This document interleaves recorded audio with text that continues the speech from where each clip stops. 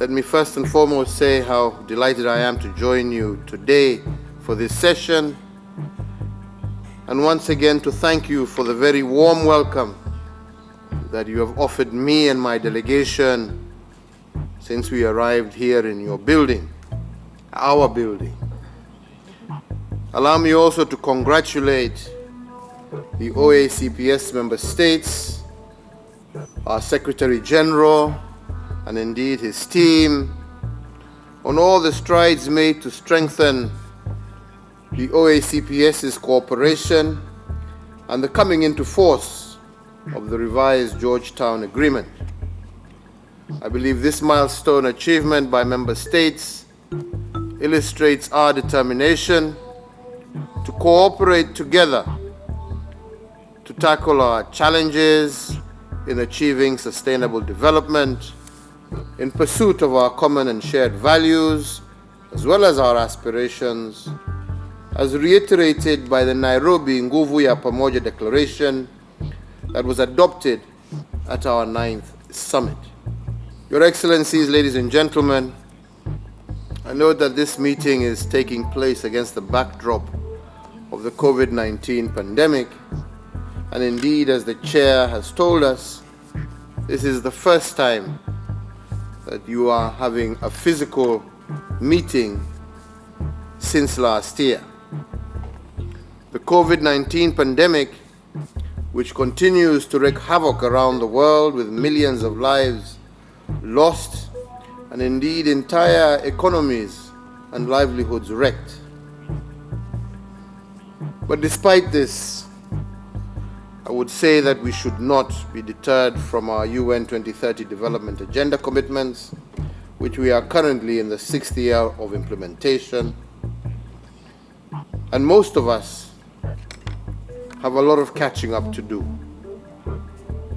We also know that even before the COVID-19 pandemic, many states were off track in meeting these goals, and therefore together we need to find ways to address the constraining factors and indeed fast-track our efforts towards this important goal. You may recall that in June of last year, during the extraordinary intersessional summit of Oacps heads of state and government, we did deliberate on the effects and consequences of COVID-19 pandemic to the members and regions of the Oacps, and we paid particular attention to identifying opportunities for global solidarity and action. The overwhelming message arising out of that summit was the reaffirmation of the unity and solidarity of all the member states and our development partners as we continue to battle the pandemic. Our resolve, we agreed, must remain strong. I also note that there is need for a follow-up summit which should focus on the post-COVID-19 recovery strategy to tackle the effects of the pandemic and reposition our countries towards the path for sustainable social economic development. The focus of this follow-up summit should be on the need to ensure that Oacps member states are offered enhanced support to enable them access vaccines and the various vaccine facilities, including the COVAX collaboration.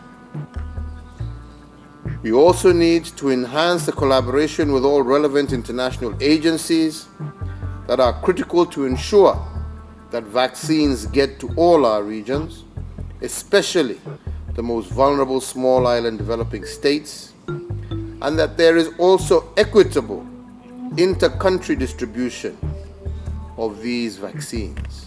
We need to continue to strengthen our political commitments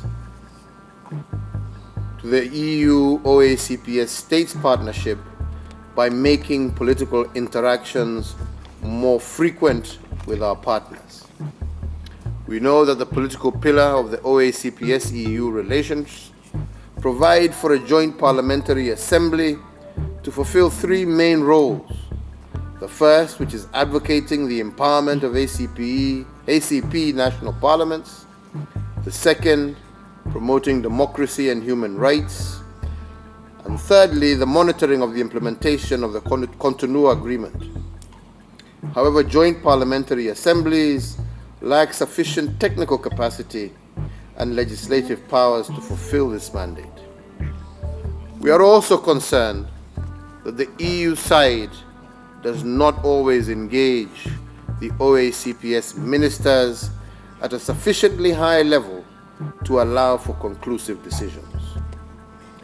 The revised Cotonou Agreement maintains that the scope of groups' engagement with the EU to include conflict prevention and good governance under political dialogue.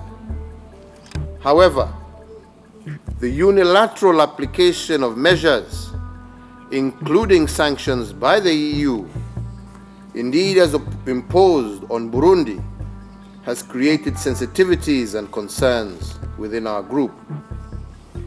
I have equally noted that the Committee of Ambassadors is continuing with consultations and diplomatic engagements with relevant EU institutions regarding the issue of blacklisting of OACPS countries with strategic deficiencies in anti-money laundering and financing of terrorism regimes.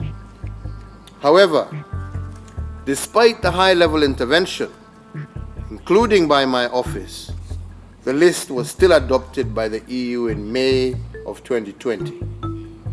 I share the concern of affected OACPS member states that the unilateral approach adopted by the EU is against the spirit of the post-Cotonou Partnership Agreement.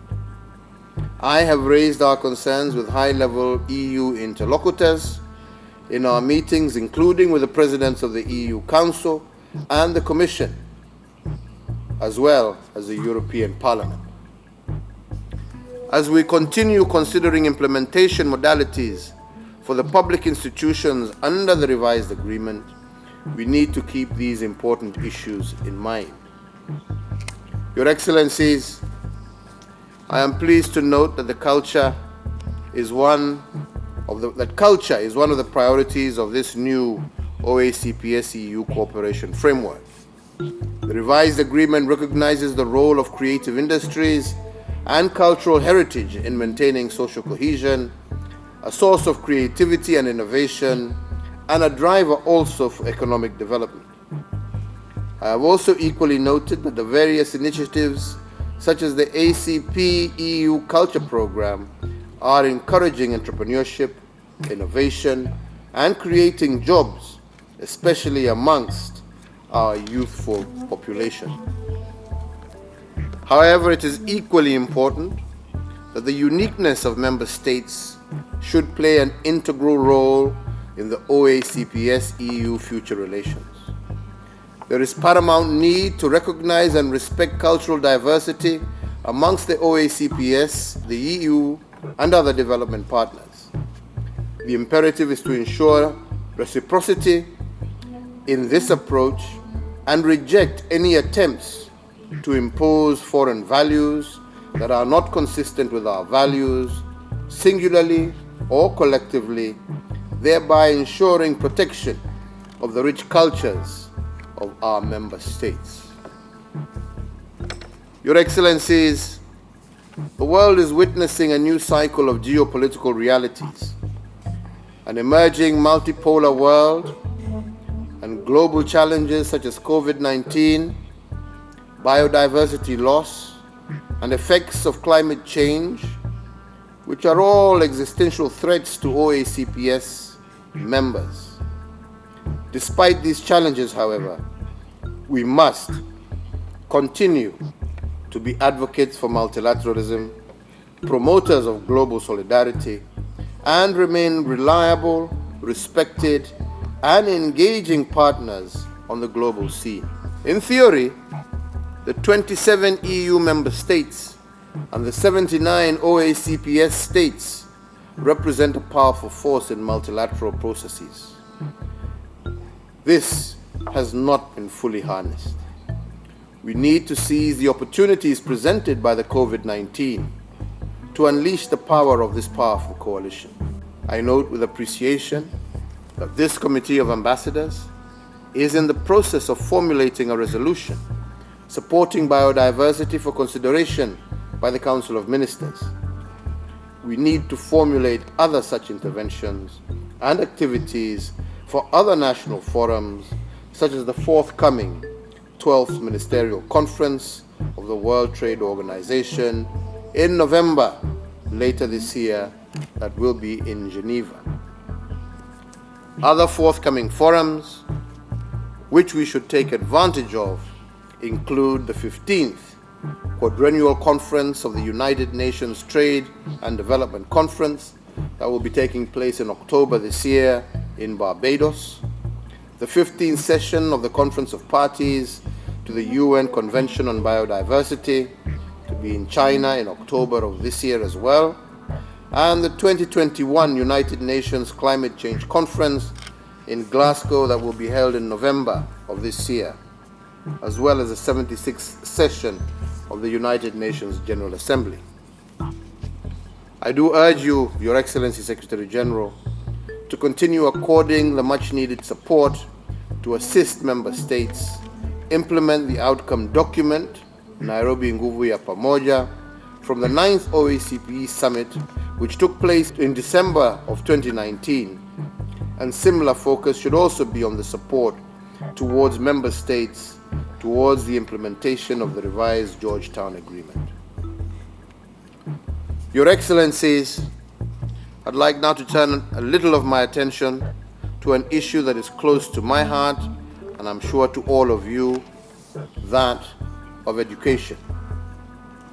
The current unique and extraordinary circumstances precipitated by the global COVID-19 pandemic have exacerbated inequalities in education due to learning disruptions arising from school closures and economic shocks.